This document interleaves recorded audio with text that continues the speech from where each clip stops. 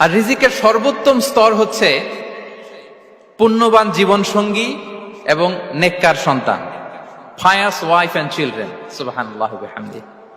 একটু খেয়াল করে দেখেন যে আমার লাইফ পার্টনার, আমার জীবন সঙ্গিনী, সে যদি আল্লাহওয়ালা হয়, সে যদি ভালো হয়, আর আমার সন্তানটা যদি আল্লাহওয়ালা হয়, আমার ঘরটাই তো জান্নাত, ঠিক কিনা? তো এটা হচ্ছে রিজিকের সর্বোত্তম স্তর। জীবন সঙ্গিনী সে যদি নেককার হয়, আল্লাহওয়ালা হয়, মুতিয়া কানিতা সে যদি হয়, আর আমার সন্তান, আমার চিলড্রেন, সেও যদি ফায়াস হয়, তাহলে আমার ঘরটাই হচ্ছে paradise, a piece of paradise in this দুনিয়া।